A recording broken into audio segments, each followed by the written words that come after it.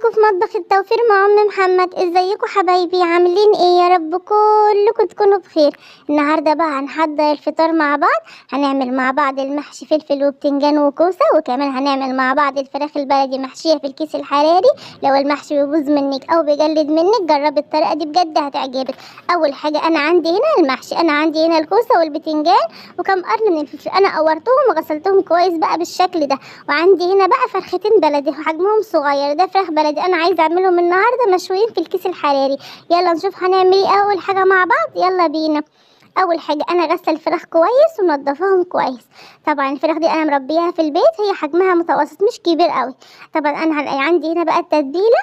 انا هتبلها تتبيله معاكي بسيطه جدا. عندي هنا معلقتين من الصلصه، دي صلصه بيتي انا عاملاها. وكمان عندي البهارات، معلقه فلفل اسمر ومعلقه ملح، معلقه ملح صغيره، بهارات فراخ، معلقه بابريكا وبودره بصل وبودره ثوم. هي بهارات بسيطه بالشكل ده. هحط بقى البهارات على الصلصه واقلب بقى الصلصه، يعني البهارات مع الصلصه. زي ما قلت طريقتنا النهارده بسيطه واي حد هيقدر يعملها، يعني مش لازم كل مره تسلقي الفراخ البلدي. جربي النهارده تعمليها في الكيس الحراري بجد هتعجبك جدا، هتبقى طعمها جميل بالشكل ده. هقلب بقى كل البهارات مع بعض بس في الصلصه بالشكل ده. ممكن تزودي كمان معلقه زيت بس انا ما حبيتش احط فيها زيت يعني بالشكل ده. واقلب بقى كل البهارات مع الصلصه وادعك بقى الفراخ بقى بالتتبيله دي بالشكل ده. هجيب اول حاجه منديل معايا، منديل مطبخ نظيف، وامسح اي ميه ولا اي حاجه في الفراخ. انشف الفراخ كويس، لازم انشف الفراخ كويس من التتبيله بالشكل ده. يا ريت بقى لو عجبك الفيديو تنوروني بالاشتراك في القناه وتسيبيلي كومنت حلو زيك بالشكل ده. هبدا بقى اتبل بقى الفراخ بالشكل ده من جوه بقى ومن بره، وادعكها بايدي كويس بالشكل اللي انت شايفاه ده.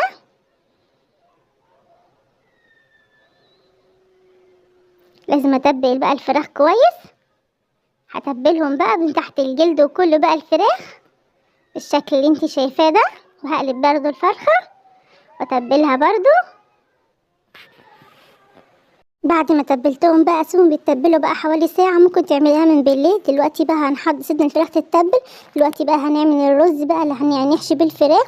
عندي بقى طاسه على البوتاجاز، احط فيها معلقه بقى من الزيت، وهنزل عليها بمعلقه من البصل ده انا فرماه في الكبه بالشكل ده. واشوح بقى البصلايه كويس مع معلقه الزيت بالشكل ده لحد البصل ما يبدا ياخد معايا لون. هو ما بياخدش وقت، بيتحمر على طول بالشكل ده. هنزل عليه بقى بكوبايه من الرز. ان الرز هنا حسب كميه الفراخ اللي عندك، ده كوبايه من الرز انا غسلاها كويس بالشكل ده.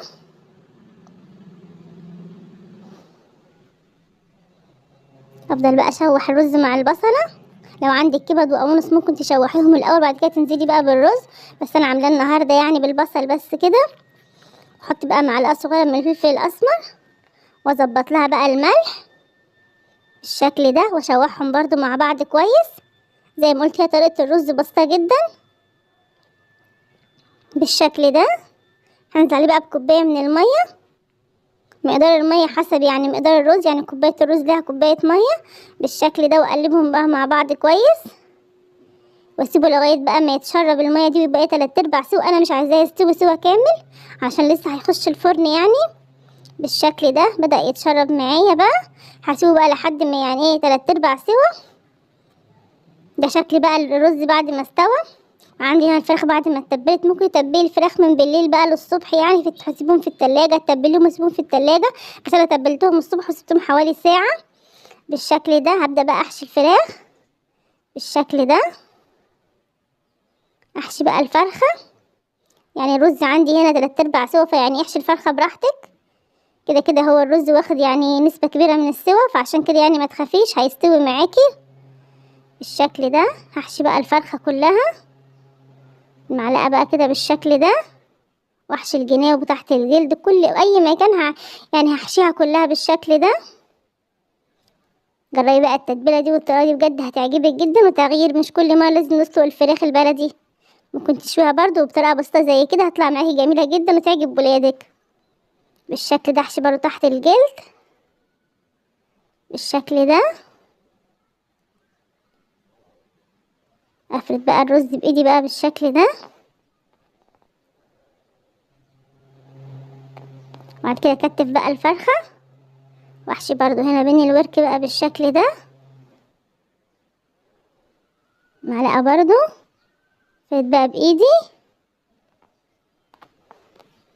بالشكل ده، وبعد كده بقى اكتف الفرخة بالشكل ده، اجيب الجزء التاني بالشكل ده برضو بالشكل ده، واحشي بقى الجزء اللي عند الرقبة ده.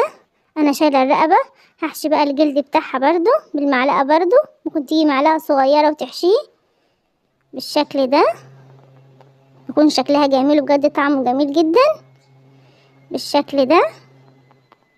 انزل بقى بايدي، هي زي ما قلت الطريقة بسيطة. ده شكلهم بعد ما حشيتهم الاتنين بقى وكتفتهم بقى يعني بالشكل ده. ده عندي هنا ده اكياس حرارية بالشكل ده، هجيب بقى كيس بالشكل ده.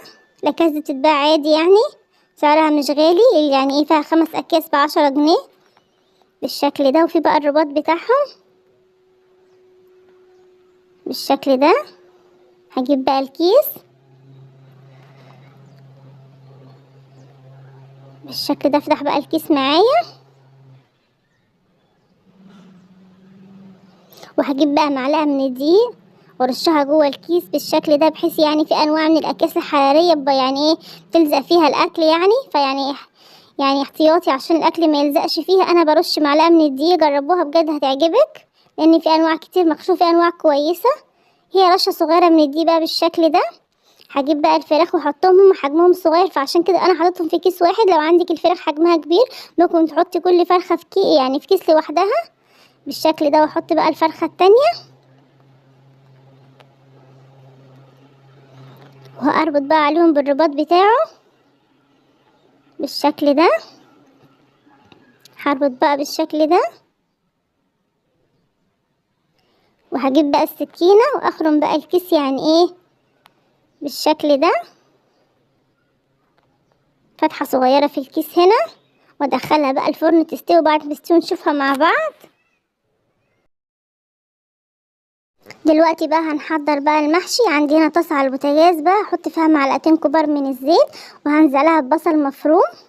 طبعا المحشي بيحب البصل. هنعمل بقى تخديعة المحشي بالشكل ده.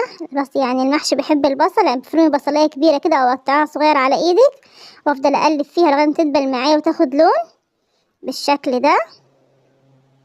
انا عايزه البصله معايا تتحمر بالشكل ده. هفضل اقلب فيها تقليب بقى برضه مستمر. هنزل بقى عليها بصلصه الطماطم، صلصه بيتي برضو انا عاملاها مطلعاها من الفريزر بالشكل ده. ممكن تفرمي كيلو من الطماطم وتنزلي على البصل، بس انا عندي بقى الصلصه فعشان كده يعني بستخدمها بالشكل ده. هقلب بقى البصله مع الصلصه بالشكل ده، وهنزل بقى عليها بالبهارات. هي بهارات بسيطه، هنزل عليها بالفلفل الاسمر والملح، وعندك بقى السبع بهارات كمان حطي معلقه صغيره تديها طعم جميل، بس هي كانت خلصانه عندي. ظبط بقى الملح واقلب بقى كل ده مع بعضه، واسيب الصلصه يعني ايه تاخد يعني ايه تتسبك شويه مع البصل بالشكل ده. في الوقت ده هكون انا بغسل الرز، يعني خد غلوه البصل بقى مع الصلصه. هتنزل عليها بقى بكميه الرز.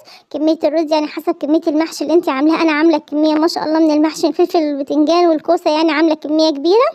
انا بحب اشوح الرز مع الصلصه الاول، ما بحبش احط يعني ايه الرز يعني ايه يعني والصلصه يعني بارده، يعني بحب اشوحهم تشويحه على البوتاجاز بالشكل ده. افضل اقلب فيهم. بعد ما شوحتهم هنزل عليهم بقى بالخضره واقلبهم برضو مع بعض كويس. جربي بقى تعملي طريقه المحشي دي بجد هتعجبك، بتخلي طعم المحشي جميل جدا. بعد ما قلبت بقى وشوحت كل يعني ايه الصلصه مع الرز، طبعا هو مش مستوي، هو ني زي ما هو، بس هي مجرد بس يعني ايه تشويحه على البوتاجاز، بحيث لو في شويه ميه في الرز ولا حاجه بالشكل ده. هجيب بقى الكوسه وابدا احشي بقى بالشكل ده. جربي بقى طريقه المحشي دي بجد هتعجبك جدا. لو المحشي يعني ايه ما بيعجبكيش طريقته، يعني جربي الطريقه دي بجد هتعجبك، وهتعجب يعني كل اللي في البيت عندك يسالوك انت عاملاه ازاي. احشي بقى الكوسه بالشكل ده، برضو احشي البتنجان. هجيب برضو البتنجان برضو واحشيه. طبعا انا غسلاه كويس بالشكل ده.